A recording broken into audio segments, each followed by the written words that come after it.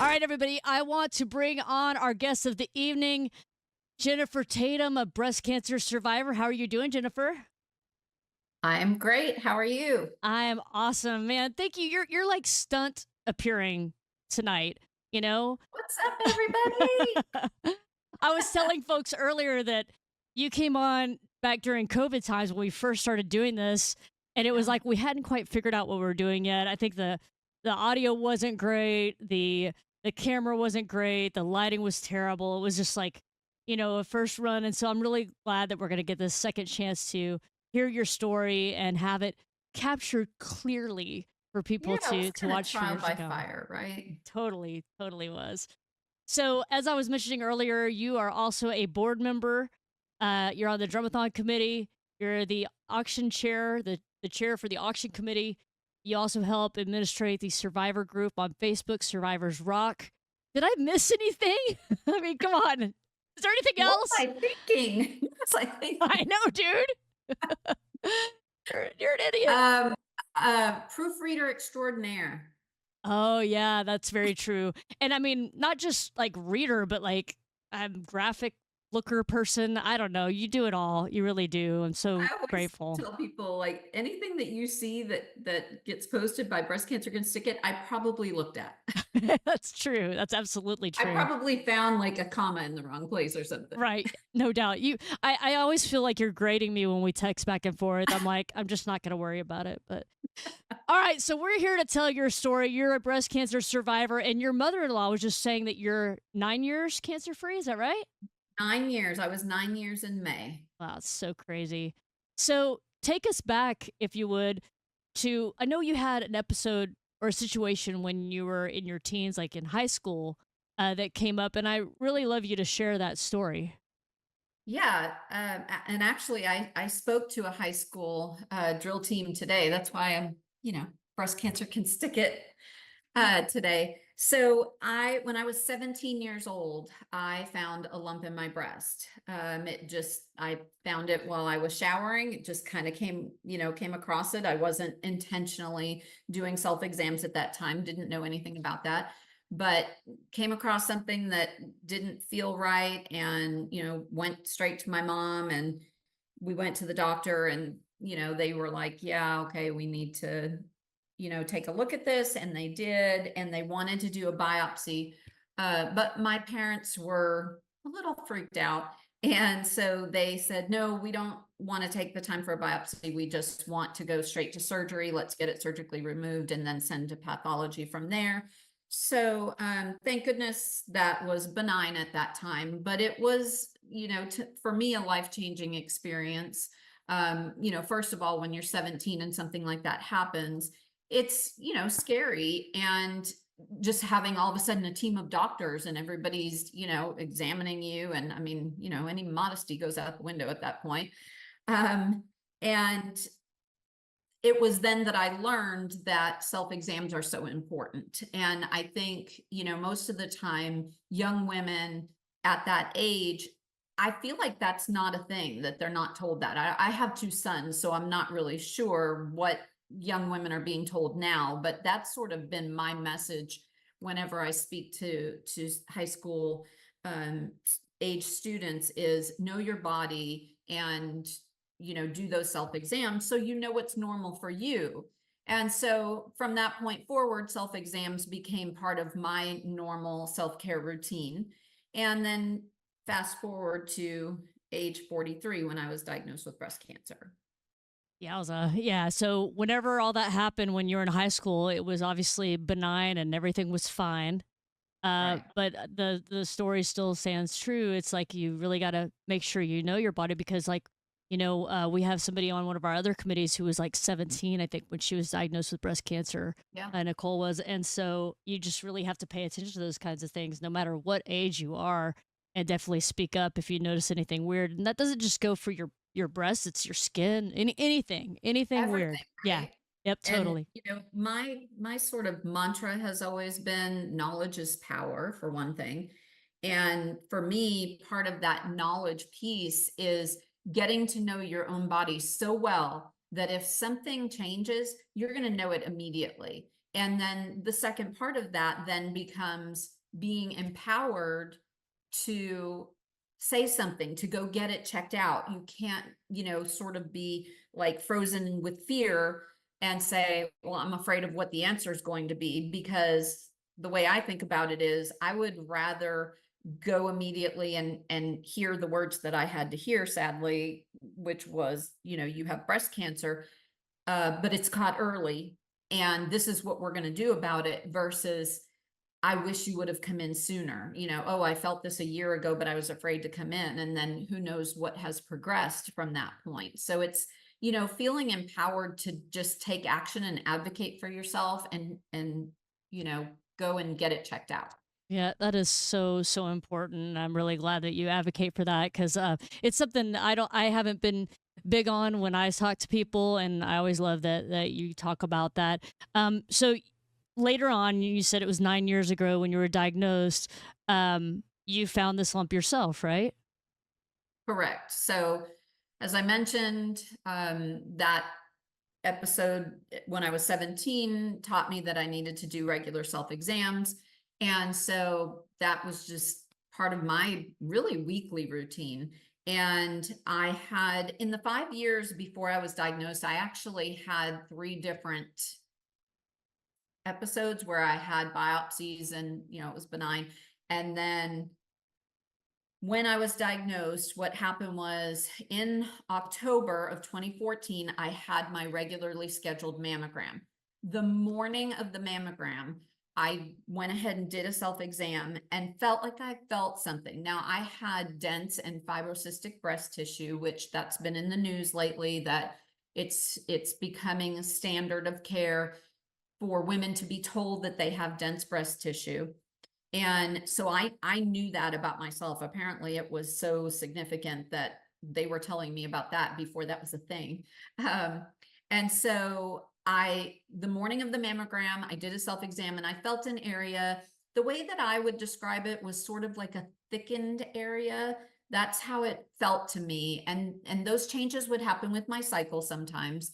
And so I mentioned it at the mammogram, and they said, well, because you've had the history that you have, we're going to go ahead and change this from an annual mammogram to a diagnostic mammogram, which is what they do if somebody says, okay, I felt something or I noticed something. So they literally had to call my doctor right then and there. They had me go back to the waiting room, called my doctor, had the doctor put in an order for a diagnostic mammogram, and I waited, and then they brought me back.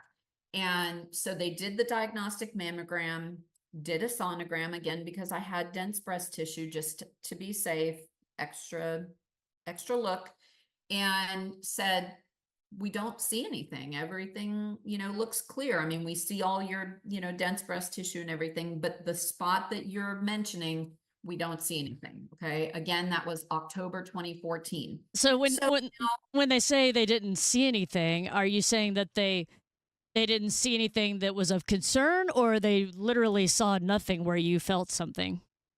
they literally saw nothing. Oh, wow. Okay. is Gotcha. what is what they told me. Yeah, Now, yeah. again, because my breast tissue was so dense, what we think now, when we looked back at it, was that it was just hidden. It wasn't visible with the technology that they had at that time. That was before 3D mammograms and all of that. So,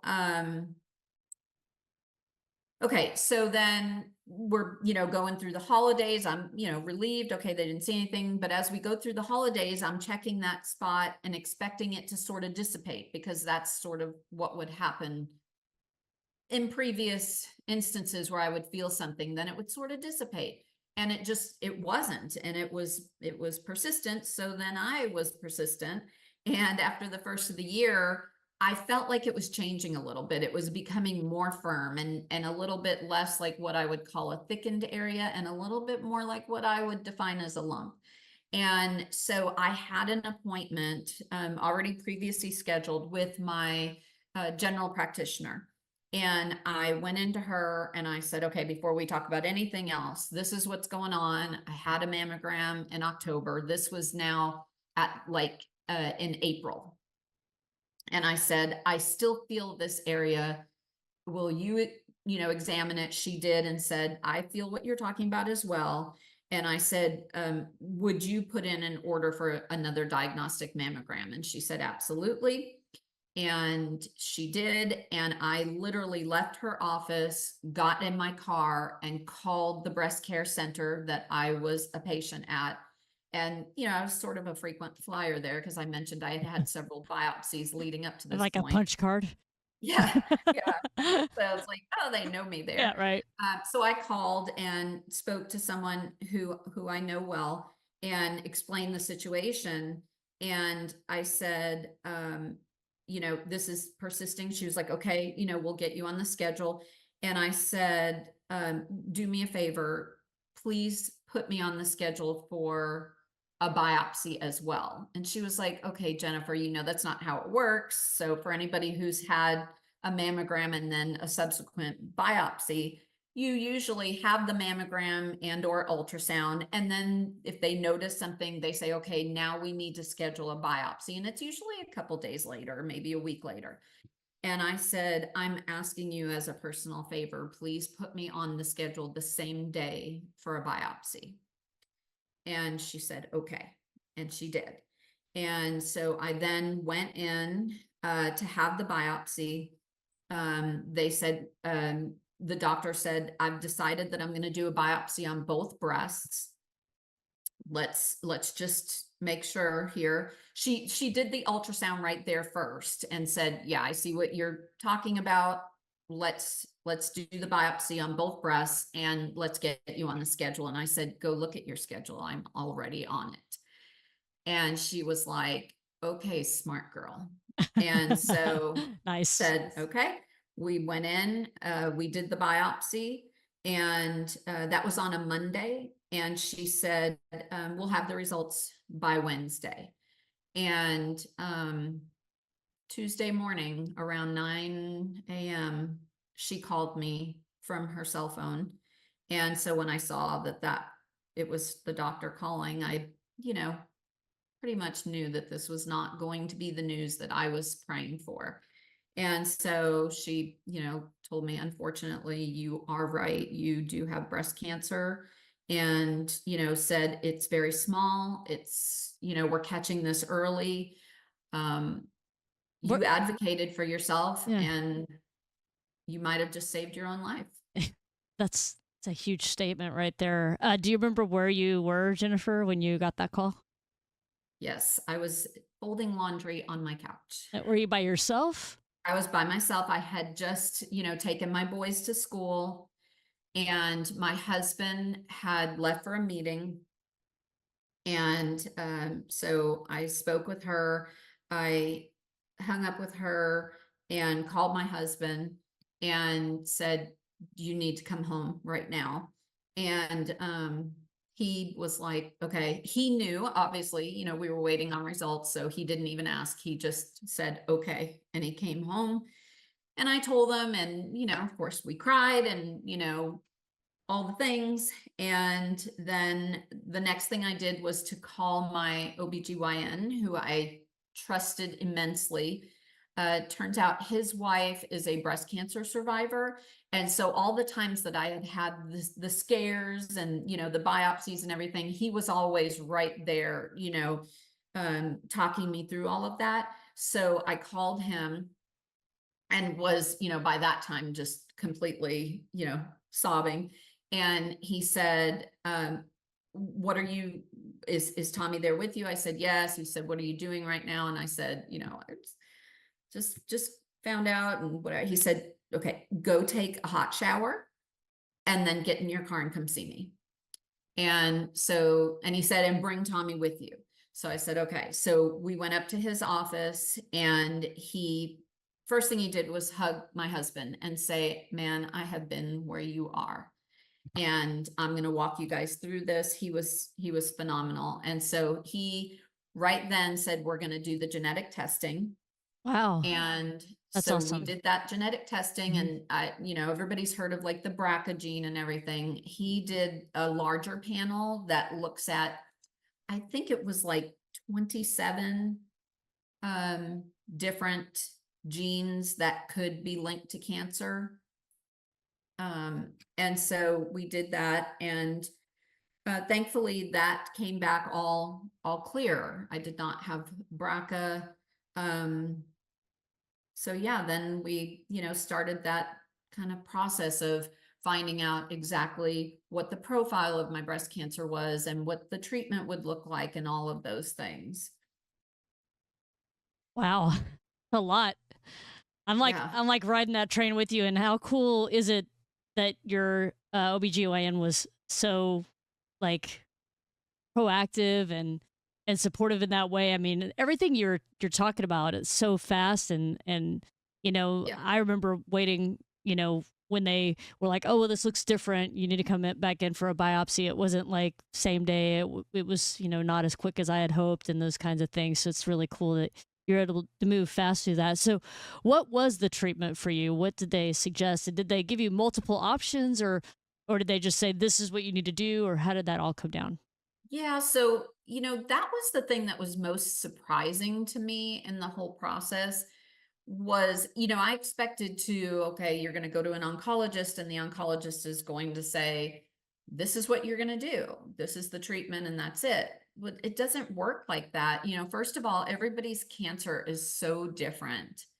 And, just to speak on what you just mentioned, about how fast the process goes, the process can be painfully slow, and I think for me, because I had been through what I had, what my history was, having had a lump at 17 and having had a few different biopsies leading up to this point, I think that sort of helped because I had a lot of more knowledge than anybody else would if you hadn't already been through those things. So I think that's part of it.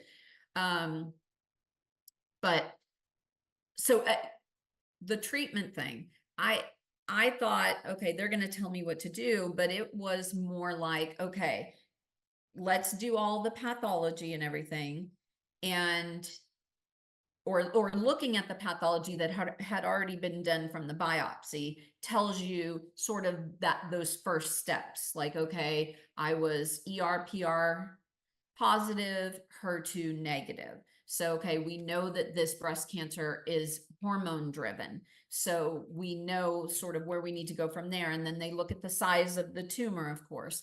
And that sort of tells, like, okay, are you going to have surgery first? Are you going to have chemo first?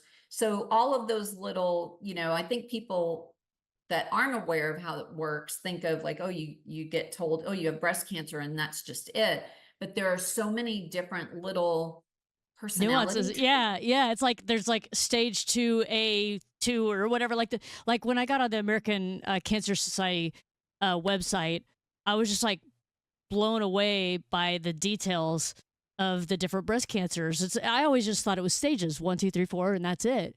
But there's Right. like this 2A, 2B, and then there's sub ones of that, and then there's the HER2 positive, HER2 negative, triple negative, all these different things, and you get such a huge amount of information coming at you so fast. It's very, very overwhelming. Yes. It really is. Yeah, yeah. And now they, I think they just continue to evolve in how they define the different types of breast cancer. Like I've been following Olivia Munn. She's an actress and she was recently revealed her whole breast cancer journey, and she said that she was luminal A or luminal B, and I was like, okay, I've never heard of I that. So haven't I went and either. looked. Yeah. Yeah, so it's just like a new way to define all those different subtypes, I guess. And I think that helps them in terms of putting a name to it, and then that sort of defines what path they take in terms of your treatment plan. Um, so anyway, my treatment plan was, well, I had, some more testing after diagnosis. I had a full body bone scan, and then was told, okay, you'll have surgery first if that's what you choose. I mean, some people choose not to have surgery at all. Surgery first, and then we go from there and see what the pathology shows us to decide, will you have chemo? What type of chemo? So we went and met with the surgeon and, he was a very well-respected surgeon. He has since retired, but he was fantastic. And he, was literally drawing things and showing me things. And by the way, just to kind of point one thing out, I literally went in there with my previous mammogram films from October and said, I need to see these side by side. I need to see. And he showed them to me side by side, and you can see where here's the lump in May, and in October you just didn't see it there. That's so crazy. That's Yeah. so crazy. Do you still have those films? Uh, Yes, I do. yeah, Yes. I was asking because I have mine, and I was like, if I have mine, you probably have yours and a backup copy in a safe somewhere. But I mean, yeah, so that was fascinating Mhm. and terrifying, because, to me, that told me, okay, that was a what, 5, 6-ish month time span, and it grew in that amount of time. Now, I fully believe that it was there and already growing in October when I said that I felt it, but just not visible to the That's technology that was so available crazy. at that Yeah, time. like you So, said, they have 3D mammograms, and I mean, yeah. just things have changed so drastically. It's Uh, it's amazing yeah, what the technology how the technology has changed in a short period of time. yeah. Uh, so we sat down with the surgeon, and he gave me all the options and said, you could do a lumpectomy. And I know more and more surgeons are recommending lumpectomies and saying, mastectomy is kind of going to the nth degree, and may not always be warranted. You could do a single mastectomy, or you could do a double mastectomy. And I said, respectfully, this has been kind of a long journey for me, and I've had plenty of time to think about this and what I would do if, the biopsy came back as breast cancer, and I want to do a double mastectomy. And he said, okay, let's talk about that, and I want to make sure you understand what that means, all of the options, what the recovery is. Um, and I just said, I have 2 young boys. My younger son has disabilities. I need to be here for him. So, rule number one is I need to be alive. I don't care about the other things. And so he, after we talked it through a little bit, he said, okay, double mastectomy is what we'll do.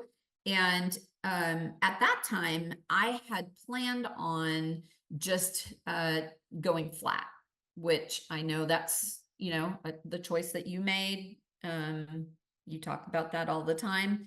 And so no reconstruction is what I mean by that.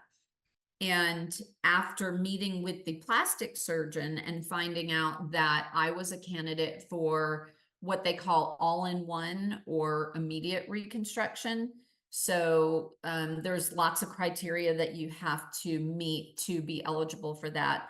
But he told me that I was eligible for that. So it meant just one surgery. So normally if somebody undergoes reconstruction, and there are lots of different types of reconstruction options, it's, kind of at least 2, if not more, Yeah. step process. Yeah, and it's usually like over almost a year's time too. It's a very long process. Yeah. In fact, I was going to mention that, I've met and talked to probably hundreds of breast cancer survivors and lots of women who have had double mastectomies and reconstruction. And I believe you're the only person I know that had it all in one like that. It's a very cool I know opportunity. it's rare. Yeah. And honestly, I was a little nervous about it because I think that was sort of a newer concept back when I was having this surgery. I mean, I was asking all the questions like, how many people have you done this surgery? How many people have had this type of Do you surgery? actually know what you're doing? Is this your Yeah, first like, time? I don't want to be a guinea pig. Yeah. And so, asked all the questions and absolutely adored both my surgeons. They work in tandem together. So the breast oncologist surgeon does the mastectomy portion where he removes all of the breast tissue. And then the plastic surgeon is the one that does the reconstruction part. So, asked all my questions, did all my research, did my, prayed about it and talked to my family about it and talked to, other friends who I'd known who were breast cancer survivors, all the things, and made the decision ultimately to have a double mastectomy with immediate reconstruction. And was very lucky that I had no complications to speak of, really. It's so Nothing cool. unexpected. Yeah. I healed pretty well. So I had that surgery. So I was diagnosed on May 5th. I had the surgery on May 26th. So that was another thing. I drove those poor people crazy because they were like, well, there's no rush and it's this and it's that. And you're Well, like, you're like, the hell? There's no rush. I'm like, my Hello. husband's like, oh man, they don't know what they're dealing with here. I can be a force of nature. Yes. So my older son was getting ready to go out of town for a big baseball tournament, and we were all supposed to go as a family. It was going to be like family vacation, baseball tournament, fun trip. Well, of course, I wasn't going to go any longer, but I wanted my husband to be able to still go. So I was like, okay, I'm doing the calculations in my head. They're trying to leave by this date. I know I need to be at least a week out of surgery so that I'm strong enough that my husband is going to leave me alone, because he is like the best caregiver and did not leave my side, and was, so worried and everything. But I was like, okay, I have my mom, I have my sister, my best friend flew into town to take care of me. Like, I'm so lucky and blessed to have had such a strong support system. And my parents were amazing. Everybody right there with me. So I pushed to have the surgery quickly, and then, was able to send them off on their little trip and had my little village around me to, make me protein shakes That's and so cool. organic fruit and salad and everything. And And so, you again, was blessed to have no complications and recover really well. yeah, I knew this would happen with us, Jennifer, because like we'll have a call and I know. we'll be like, hey, just have a real quick thing, and then you and I will talk for a long time because I you're know. such a I fun know. conversationalist. You go on forever. No, I love chatting with you, and I hate to have to cut you off. I know we just have a couple of minutes left, and it feels like now what we're gonna have to do is have you on again for part two. Or something, and then I'll just True have as to I had chemo like for 6 well, months, yeah, there you go. Then and now and I'm we're good. done. Yeah, we're good. But yeah, we'll have you on again or something, and I'll like splice it together, and we'll have to wear the same clothes so that maybe people won't realize that it was done at different recording times at the same place, and give the rest of the story, because there is obviously a lot more to it. You Yeah, did go through chemotherapy, and I did. we met. I guess it was in 2016, was it that we met? Yes. Yep. I was just a few months out of chemo and just had my hair growing back and met you out at Starbucks. Yeah, yeah, and you got involved pretty quickly thereafter. It seemed like I remember coming over when your son raised funds for his homecoming dance for Yeah, Breast Cancer Can Stick It, and that's when I first really got to know you, and we've been yeah. blessed ever since. And man, I'm serious. I'm like, I can't believe not able to like finish your story, but I know. it is a very important part of it that you are still here. Well, it's the full circle thing for me, Yeah. like going through this and then meeting you and now being on the board of directors and being so involved in Drummathon and, all the hard work that we do to try and help other people who don't have a strong support system like what I was saying that I had.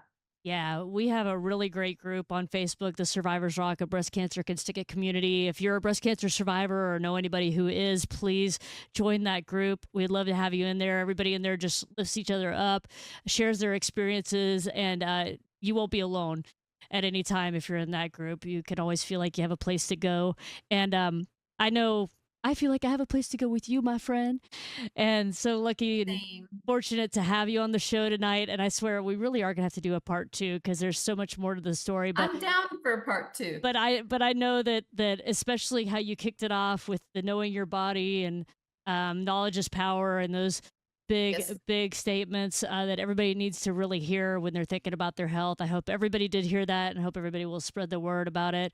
Any final thoughts? Like, what's your like? I always ask, what was something great that came from going through breast cancer? Because for me, I've had so many great things happen as a result of something so horrifying and scary. Yeah, it's amazing Yeah, how so many good things can come of such a scary situation. So absolutely meeting, some other breast cancer warriors is top on my list. It's a club you never want to be a part of, but it's a strong community. And of course, meeting you and getting involved with Breast Cancer Can Stick It is huge silver lining for me. And yeah, just it gives you a whole new perspective on life, like I'm gonna go to that concert. I'm gonna go, I'm gonna take all the pictures with my family. I'm gonna, do all the things to make sure that you just are enjoying every second because none of it's promised. that's right, man. Good call. Well, Jennifer, thank you so much for being our stunt guest this evening. Breast cancer survivor, rock star. I really appreciate it. And I look forward to having you on again. It's really going to happen. And we're going to have Scott Let's do here it. coming up in a little bit. And thanks again for joining. And we'll talk soon, I'm sure. Bye, everyone. Take care, girl. All right, everybody. Jennifer Tatum, rock star on the board of directors, Drummathon Committee, Auction Committee, Survivors Rock admin, all the things breast cancer survivor in.